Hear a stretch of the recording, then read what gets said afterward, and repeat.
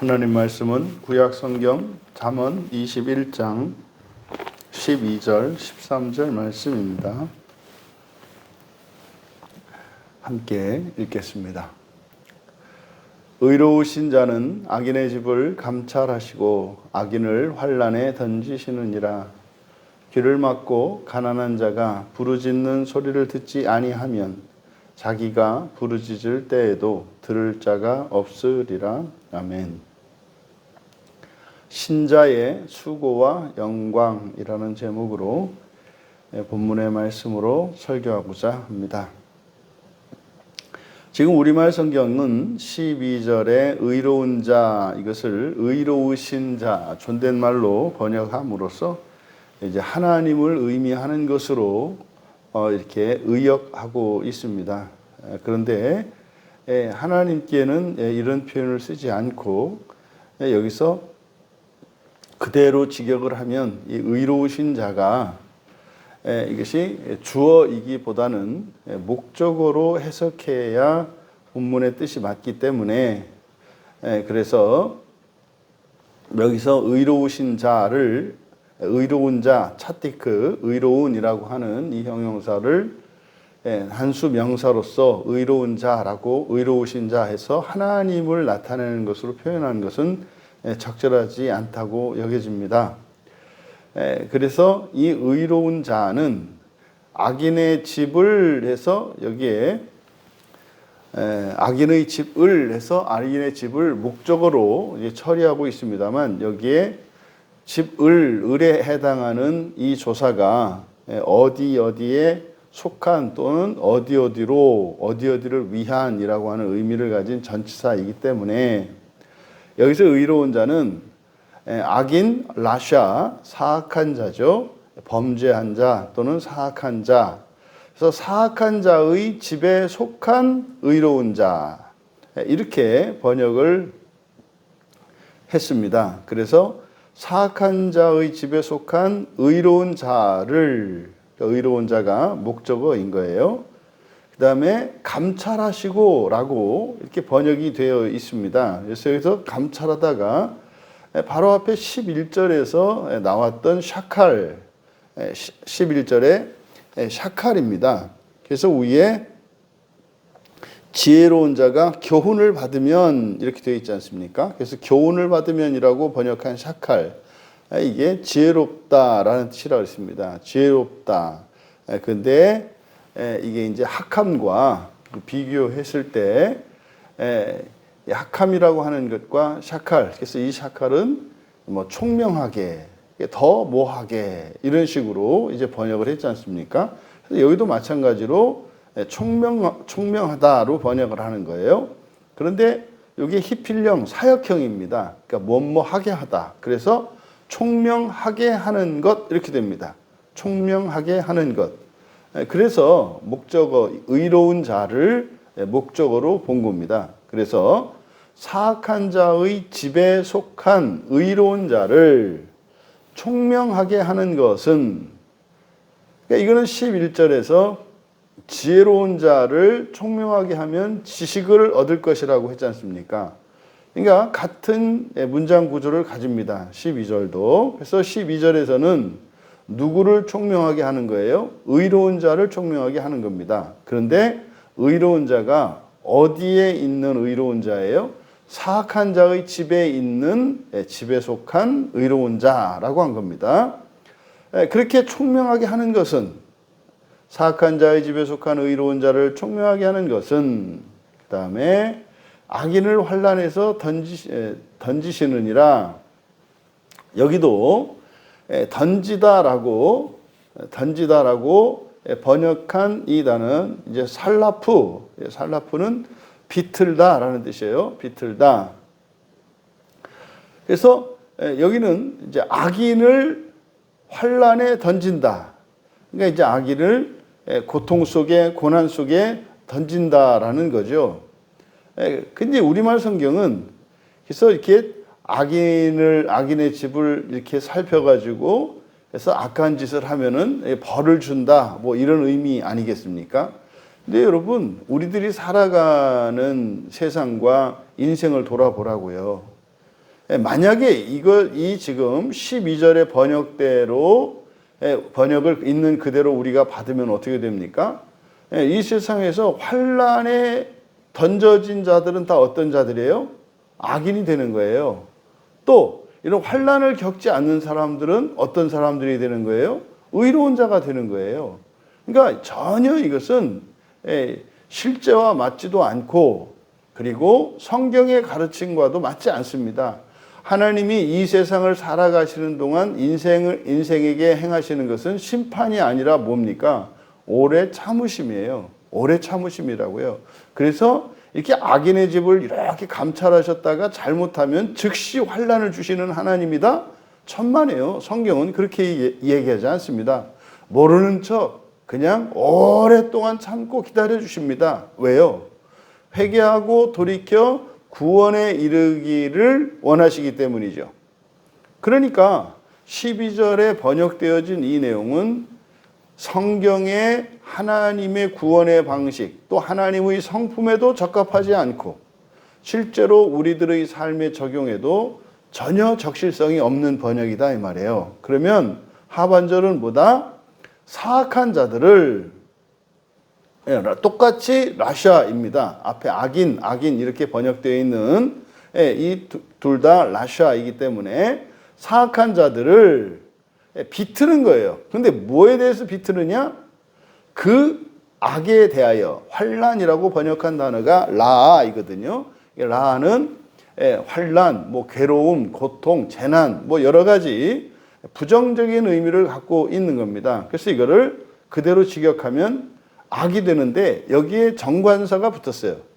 그래서 그 악에 대하여 전치사가 또 있기 때문에 그 악은 뭐겠습니까? 사악한 자의 집에 속한 악이겠죠.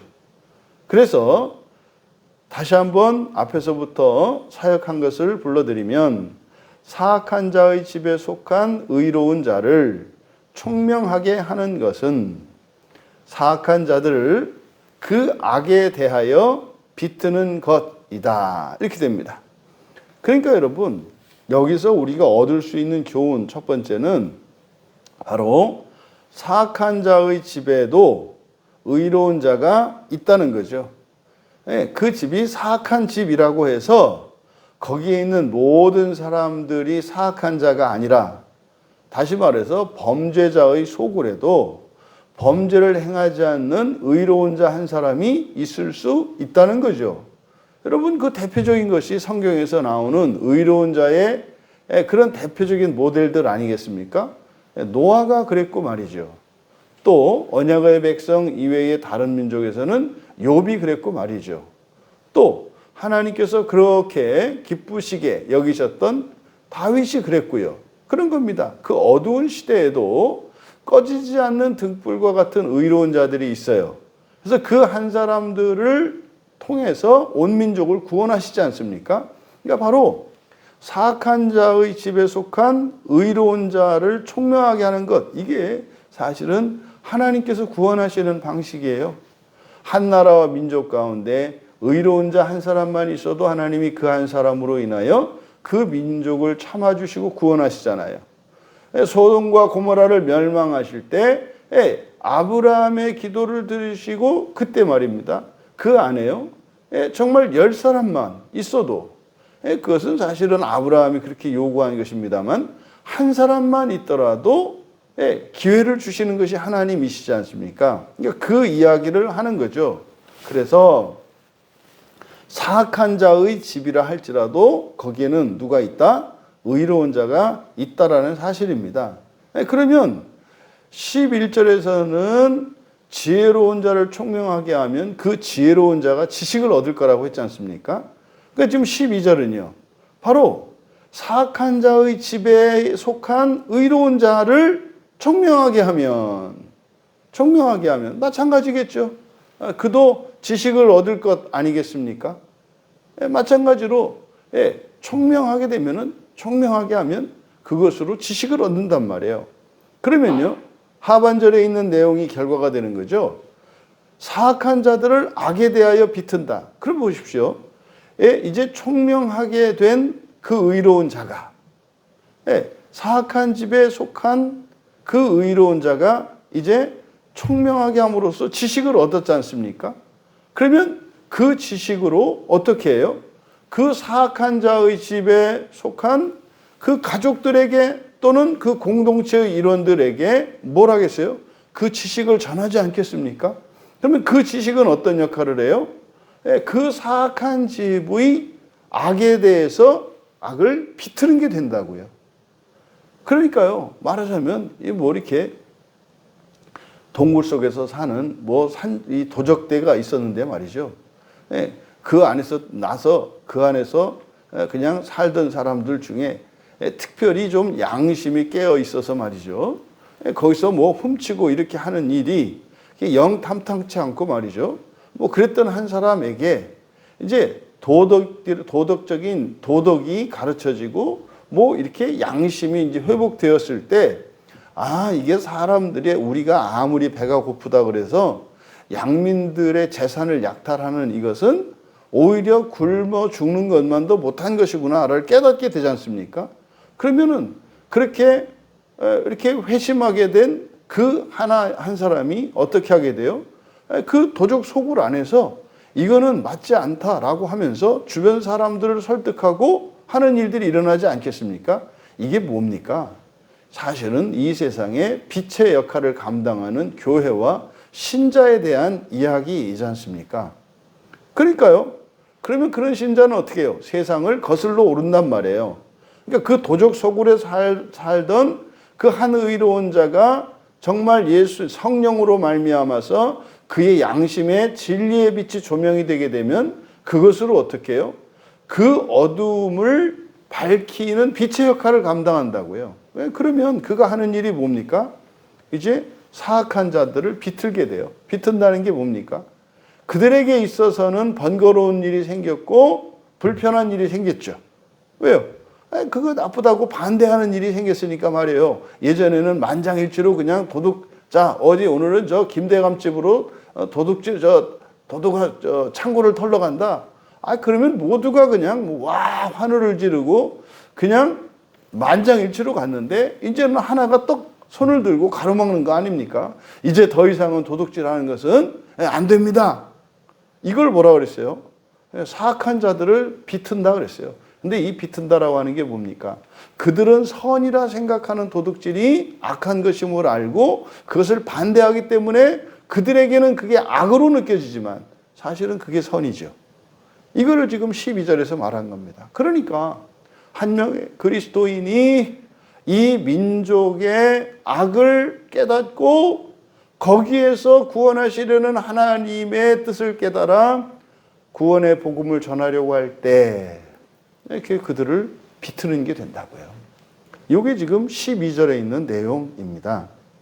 결국 여기서 얻을 수 있는 또 하나의 교훈이 뭡니까? 사악한 자들의 집에 있는 한 사람, 그 의로운 자를 찾아서 그를 총명하게 함으로 그가 그 지식을 얻어서 그 지식으로 자기가 속한 그 집을, 그 집단을, 그 민족을 구원하게 해야 한다는 사실을 12절에서 이야기를 한 겁니다. 그리고 그 과정에서 어떻게 구원이 일어나며 그 과정에서 선과 악이 어떻게 전도되고 그리고 장차 하나님이 행하실 일들에 대한 기대를 가지게 하는 거죠. 이어 13절에 귀를 막고 가난한 자가 부르짖는 소리를 듣지 아니하면 자기를 부르짖을 때에도 들을 자가 없으리라. 이걸 이제 12절과 연결지어서 생각을 하면 여기서 가난한 자가 부르짖는 소리, 그럼 부르짖는 가난한 자가 있다는 거거든요. 그럼 이게 누구겠습니까? 그럼 12절에 사악한 자의 집에 속한 의로운 자겠죠. 하나의 외침이겠죠. 그러니까 바로 하나님께 도움을, 구원을 요청하는 한 사람, 그게 여기서 가난한 자예요. 아무도 원하지 않는 구원을 하나님께 간절히 부르짖는 자, 기도하는 자, 그 한 사람이에요. 그런데 이것을 이제 우리에게 적용하자면 이게 가난한 자의 외침 때문에 귀를 막고 이렇게 돼 있는데, 그대로 직역하면 가난한 자의 외침 때문에 귀를 닫는 자. 그러니까 귀를 막는 이유가 뭐예요? 가난한 자의 외침입니다. 가난한 자의 외침 때문에 귀를 막는다 이 말이에요. 그러면 가난한 자의 외침 때문에 귀를 닫는 자는 마찬가지로, 우리말 성경에는 이게 빠져 있습니다. 마찬가지로 자기가 부르짖을 때에도 들을 자가 없으리라. 여기서 들을 자가 없다, 들을 자라고 번역한 것은 아나, 대답하다입니다. 대답하다의 수동형이에요. 그러니까요, 응답되지 않을 것이다. 그러니까 자기가 외칠 것이나 응답되지 않을 것이다. 그러면 그런 거죠. 아니, 사악한 자들의 집에 속해 있는 한 사람을 발견해서 그 사람에게 그 사람을 총명하게 하는 거, 전도하는 거 아닙니까? 그런데요, 그게 보통 일이 아니잖아요. 이게 보통 일이 아니잖아요. 또 한편으로 그 한 사람이 총명하게 돼서 지식을 가지고 사악한 자들, 자기가 속해 있는 그곳에 있는 사악한 자들을 이제 복음을 전할 거 아닙니까? 네. 뭐 이제 이때의 상황이란 말이에요. 그러면은요, 그 가난한 자의 외침이라고 하는 것은 도움 요청이거든요. 그러면은 이게 적극적으로 기도하고 간구하며 하나님께 도움을 요청하는 것뿐만 아니라, 이게 또 사실 뭡니까? 그런 데 속해 있는 사람이 뭡니까? 나에게 복음을 전해 주시오 하는 거 아니겠습니까? 아, 나도 그 첫째 부활이 뭔지 좀 알려주시오 하는 적극적인 요청이 아니겠습니까? 근데 그런 적극적인 요청뿐만 아니라 악으로 인해서 고통을 겪는 신음소리도 외침이죠. 무슨 말이냐면 신앙생활 하는 사람들인데 답을 못 찾고 헤매고 괴로워하고 있어요. 예수를 믿어서 좋은 게 뭔지도 모르고 오히려 신앙생활의 이야기를 들어보니 예수를 믿고 살아가는 그의 인생이 그다지 그렇게 기쁘고 행복하지 않으며 오히려 그것 때문에 그 자기가 가지고 있는 기독교 신앙을 짐스러워하고 있다 이 말이에요. 이거는 소극적인 외침인 거죠. 그런데요, 그렇다고 해서 그런 사람들에게 뭐 첫째 부활이 어떻고 뭐 이런 얘기를 한다는 게 쉽지 않지 않습니까? 근데 바로 그런 경우를 말하는 거예요. 그런 가난한 자의 외침 때문에 귀를 닫는 자니까. 그러니까 그런 사람에게 복음을 전하지 않는 사람이죠. 그러면은요, 마찬가지로 그가 외칠 것이나 응답되지 않을 것이다. 이거는요, 하나님께서, 예수님께서 우리에게 가르쳐 주신 기도문에서 심판의 원리죠. 심판의 원리는 뭡니까? 우리가 사람들에게 적용하는 법대로 우리를 심판하시겠다는 거죠. 그러니까 우리가 우리에게 죄 지은 자를 사해 준 것 같이 우리 죄를 사해 주십시오. 무슨 말입니까? 내가 사람들의 죄를 용서하오니 이 법으로 하나님이 나를 심판하십시오라고 해서 이 법을 우리가 하나님께 제시할 수 있다는 거예요. 놀라운 얘기입니다. 하나님의 법, 율법으로만 심판하는 것이 아니라 우리가 그 법을 정해서 그 법을 따라 살아갈 때 그 법대로 나를 심판하여 주시기를 요청할 수 있다는 사실을 예수님께서 가르쳐 주셨어요. 그러니까 여기도 마찬가지입니다. 누군가가 우리 주변에서 이런 우리에게 적극적으로나 소극적으로 이렇게 구원 요청, 도움 요청에 대해서 귀를 닫는다면 그러면은요, 하나님께서도 그 사람의 도움 요청에 대해서 응답하지 않으실 거라는 거죠. 여러분들이 인생을 살아가면서 하나님의 구원의 은혜를 덧입고 하나님의 능력이 여러분에게 힘이 되기를 원하십니까? 여러분이 먼저 여러분 주변에 있는 사람들의 힘이 되어 주시고 그 사람들의 그 외치는 소리에 귀 기울이고 응답하십시오. 그래서요, 하나님이 그렇게 하지 않으실 수 없도록 하실 수 있다는 거죠. 여러분, 신자에게 있어서 인생이라고 하는 것은 참 수고스럽습니다마는 영광스러운 것입니다. 영광스럽지만 또한 수고스러운 것입니다. 이것은 함께 가는 거예요. 왜요? 이 세상 자체가 범죄하는 자들의 집입니다. 이 세상이 말이죠. 그러니까 범죄하는 자들의 집 속에서 살아가는 한 의로운 자가 그리스도인과 같아요. 그러니까요, 이들의 인생이라고 하는 것은 말입니다, 수고스러울 수밖에 없어요. 똑같이 범죄를 할 수도 없고 또 안 할 수도 없는 낀 것 같은 실상이 우리 신자들의 위치인 거죠. 그래서요, 절대적으로 이 신자들은 총명하게 되어야 합니다. 그렇게 해서 그 지식을 얻어야 합니다. 그랬을 때에 비로소 세상의 소금과 빛의 역할을 하며 살아갈 수 있는 거예요. 여러분, 신자들이 하는 일들은 세상을 구원하는 일이지 않습니까? 영광스러운 일이라고요. 근데요, 그게 어떤 거예요? 아주 고되고 수고스러운 일이다, 이 말입니다.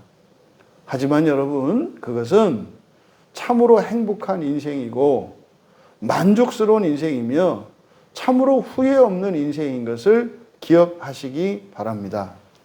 또 이것을 다른 사람에게 적용할 때, 또 세상의 그 어떤 민족이나 어떤 단체나 어떤 사람도, 어떤 집단도 우리가 배제하거나 포기할 수 없다. 다른 모든 종교도 구원의 대상입니다. 그러니까 거기를 우리가 이렇게 금을 긋고 여기는 아니다, 이것은 성경적인 가르침이 아니다, 이 말이에요. 그 가운데에서 의로운 자 한 사람이 있으니 그 사람을 찾아서 복음을 전해서 그들을 총명하게 해야 하는 거죠. 그랬을 때요, 그 한 사람에게 복음을 전한 그것이 결과적으로는 뭡니까? 그 집, 그 가문, 그 단체, 그 민족 전체를 구원한 것이 되는 거죠. 그래서요, 여러분, 그 집을 구원하기 위해 한 사람을 총명하게 하는 그 영광을 위해 살아갈 수 있기를 바랍니다. 그래서요, 그 사람으로 하여금 그 집을 구원하게 해야 한다는 사실이에요. 그러면은요, 이 세상의 모든 사람들은 자기가 속해 있는 그 집으로 나타내고 있습니다만, 이 집은 영역이고요, 공동체고요, 집단이 되는 겁니다. 그래서 이 세상을 신자들이 살아가는 동안 모든 신자들에게는 이런 수고스러움과 영광스러움이 함께 공존하는 것입니다. 그것이 여러분들의 인생을 행복하게 하고 그 행복을 누리며 정말 보람 있는 인생을 살아가시는 복된 신자들 다 되시기를 주님의 이름으로 축원합니다. 존귀하신 하나님, 신자의 인생이 참으로 수고스럽고 고통스러울지라도 그보다 더 영광스러울 수 없음이 저희들이 행복한 이유입니다. 이 땅의 모든 신자들이 그 수고와 영광을 함께 받음으로 행복한 자들이 될 수 있도록 은혜를 더하여 주시옵소서. 감사하며 예수님의 이름으로 기도하옵나이다.